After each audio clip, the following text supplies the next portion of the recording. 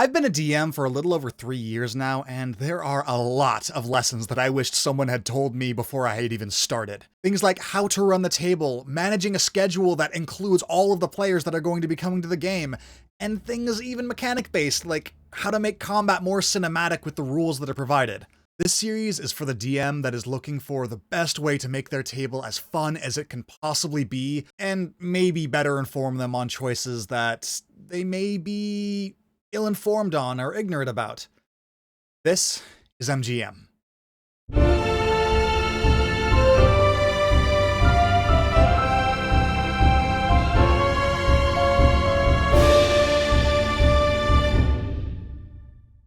Hello everyone, and welcome to the first episode of MGM. I am your host, Kai. I go by Flimsy Ranger online in some circles. I also am the lead GM DM over on the RoleCall Twitch channel, which, if you'd like to see, link will be down below. Full disclosure, most of my DM experience is in Dungeons & Dragons 5th edition, though I have played a few other systems here and there and mingled as a player.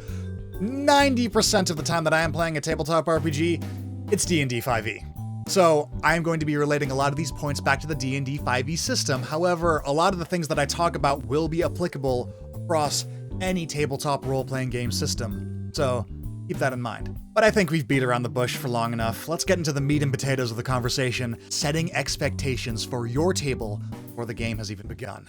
Here's the story of a first-time GM. This DM has gotten together a group of friends who were all so excited to play at their table. Some of them, most of them actually, are brand new to D&D and have never played before. This GM has never DM'd before in his life. One of the players has a lot of experience playing D&D. This DM explains that this is their very first time GMing and that their experience in Dungeons & Dragons is heavily limited. All of the players are okay with this, and they are willing to go along with this GM's first time experience, although no one really knows exactly what that means except for maybe the one experienced player, but we'll get to that.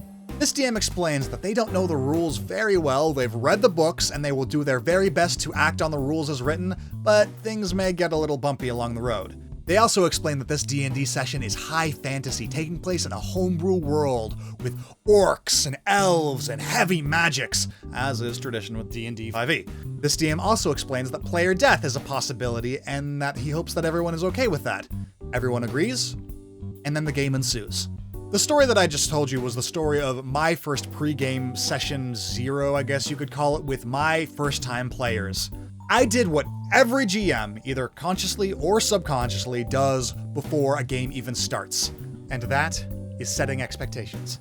Making conscious decisions about setting expectations at your table will go a long way towards the fun factor of whatever game you're playing. So I'm going to go through a few of the major points to maybe help better inform you and hopefully make your game more fun before it even started. Thing number 1 to do with setting expectations is talking about your experience as a game master. But anyone that has played D&D or a tabletop role-playing game system knows that playing with a first-time GM is rough. And that's not a bad thing. If you are a first-time GM, that is amazing. I am so happy for you. You are in for a real treat. But know that, as with anything that you try the first time, you're probably gonna suck at it. But that doesn't mean that it can't be fun. And if you set the right expectation, then everyone can go into it knowing what they're going to get out of it and have a great time. So, if you're playing with new players, set your experience level. Tell them that you've been DMing for a long time, or that you're trying to experiment with this other kind of thing, which goes into my next point, setting up your sense of style. Now, setting up style preferences goes both ways, both from the GM's perspective and from the player's perspective. Things like, how many homebrew rules do you use? Do you allow any homebrew anything? What's your preference on dogpile rolling? Etc, etc, etc. And if you're a new DM, you probably won't know any of these things, and that's alright, because you've set that expectation beforehand and you know that you don't know these things. And the players also know that you don't know them, so right out the gate, people know what to expect and can have a better time, rather than being frustrated or annoyed at the fact that they were expecting a, I don't know, Matthew Mercer level of DM and storytelling, when, as a fact, you're just a new DM trying to figure this thing out, and it's going to be a lot more rough than the things that you see on the well-known streams such as Critical Role. Also, side note, if you have new players that have watched Critical Role, it might be a good idea to tell them that your DMing style is not the same as Matthew Mercer's, because that is a very common expectations that new players have these days. Maybe one player really likes to RP. Maybe one player really doesn't like to RP, but they really like combat. Maybe another player really doesn't like to talk a whole lot and likes to just listen to what's happening and maybe just roll some dice. All of these things will become very apparent in play, but at least getting a general sense of everyone's style before the game starts can do a lot for you as the GM during the prep that you put into your game, whether it's 5 minutes or 5 hours. Having a better understanding of the players that you're playing with and them having a better understanding of you, it's just going to make the game more fun. Also, if you as the DM are going to be leaning on that experienced player, let everyone else know, because that player is inevitably going to have more power than the other players, and if anyone isn't okay with that, it's better to know sooner rather than later. Having a DM that leans heavily on a player for rulings can make everyone else feel a little isolated, but for a new DM, it's a wonderful tool, and if you explain it to everyone at the table, I'm sure everyone will understand, but still, it's good to set that expectation before the game starts. And lastly, the final conversation that should be had in setting expectations, which is so important, especially if you know that your game is going to be running on some razor's edge themes. You need to talk about this with your players and have an inner dialogue with yourself if your player may be making a character that you're not comfortable with DMing for.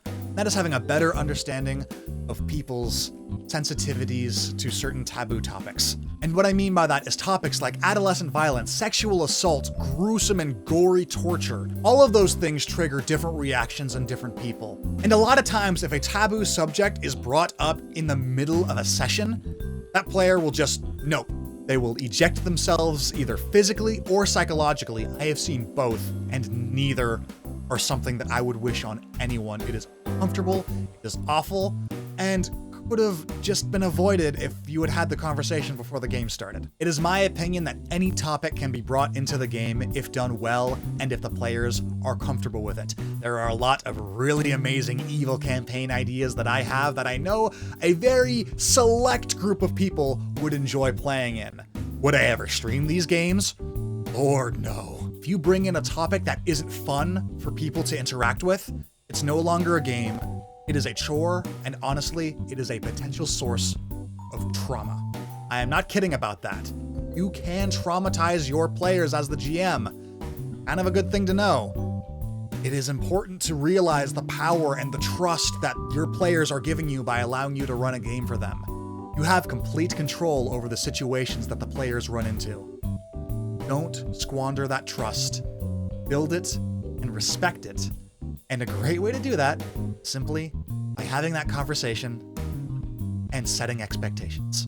Trust is the most important thing that a GM and player relationship requires, and we're going to get into that a little later in the series, I'm sure, but for now, just know that setting expectations is all working towards the goal of building up trust between you, the GM, and the players that you're playing with. I know I am speeding through all of these topics, which could be videos in and of themselves, but I wanted this to be short, clear, concise for the GM that is trying to take in as much information as possible with as little time available as possible. And if you want me to explore one of these topics a little more in depth, feel free to leave a comment or join our Discord channel. Let me know there, and I will do my best to answer any questions that are posted. All right, so I've gone through my major points in terms of setting expectations for players.